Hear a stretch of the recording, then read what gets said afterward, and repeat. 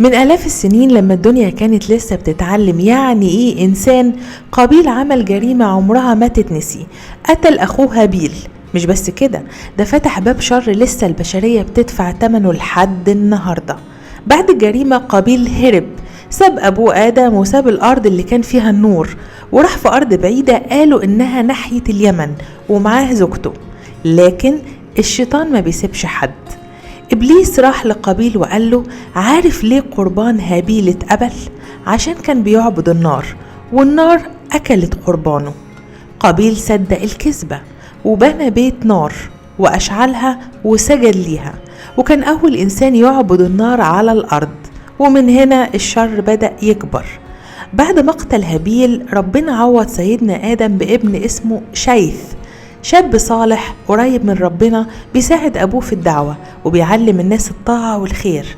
وعاش سيدنا آدم 1000 سنة، شاف فيها أجيال وأحفاد، وقبل ما يموت وصى شيث على البشرية كلها. وبعده ماتت السيدة حواء، وشيث كمل الطريق لوحده. ربنا أنزل عليه 50 صحيفة يعلم الناس الحلال والحرام. في الناحية التانية قابيل كان بيفسد كل حاجة، ينشر معصية ويغوي الناس ويبعدهم عن طريق ربنا.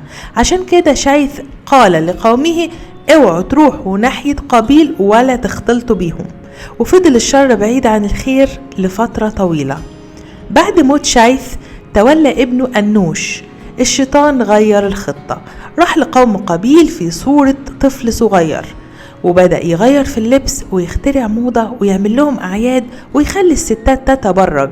واخترع المزمار ونفخ فيه، وصوت الموسيقى انتشر في الهواء.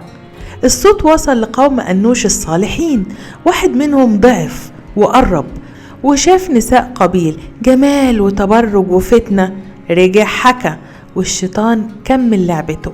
دخلوا الأقوام مع بعض، اختلطوا وسقطوا، وده كان أول زنا يحصل على الأرض. بعدها ناس هجرت لقابيل، الإيمان قل والفاحشة انتشرت والمؤمنين اتأذوا والأرض اتملت شر. لما الظلم زاد ربنا أرسل سيدنا إدريس عليه السلام، نبي وعالم وعابد، جاي يواجه إرث قابيل الأسود عشان يفصل تاني بين طريق النور وطريق النار. قصة قابيل مش قصة قتل وبس، دي قصة حسد وكبر وطاعة للشيطان وبداية كل انحراف. والسؤال ليك، انت ماشي في طريق مين حاليا؟ لو القصة لمستك اعمل لايك واشترك في القناة عشان تعرف قصص محدش بيحكيها بالطريقة دي تاني.